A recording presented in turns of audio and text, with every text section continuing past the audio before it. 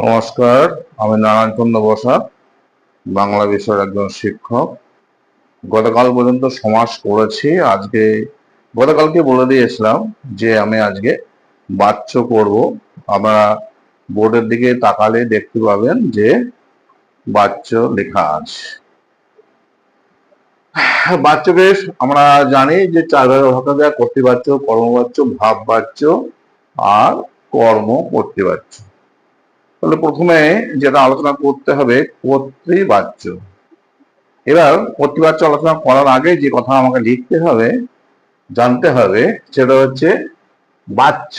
বাচ্যর প্রত্যয় বা ব্যুৎপত্তি যদি হয় বচ যুক্ত জ, মানে অন্তর্জ।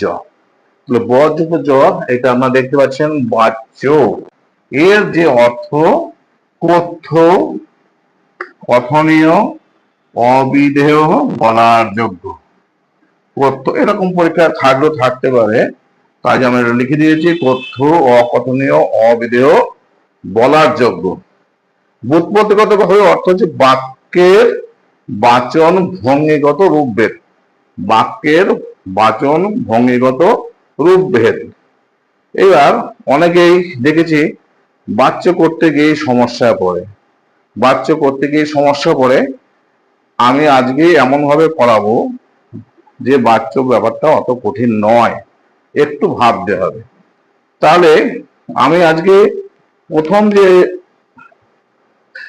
লাইভ ক্লাসটা করছি বা ভিডিওটা করছি, প্রথমেই যেটা করাবো সেটা হচ্ছে কর্তৃবাচ্যটা আগে বুঝতে হবে, তা না হলে কিন্তু করা যাবে না। তাহলে কর্তৃবাচ্য করতে গেলে কয়েকটা বৈশিষ্ট্য আমাদের জানতে হবে। জানলে কর্তৃবাচ্যটা করতে পারলেই অনেক কিছু হয়ে যাবে। এক নম্বর হচ্ছে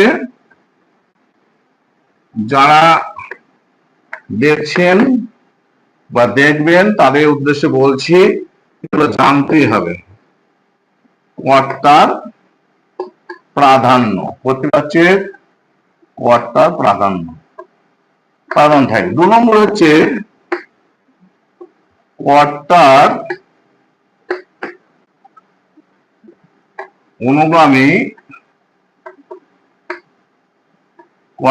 অনুগামী ক্রিয়া হবে। এটাকে বাক্য দিয়ে বোঝাবো। 3 নম্বর হচ্ছে অর্থ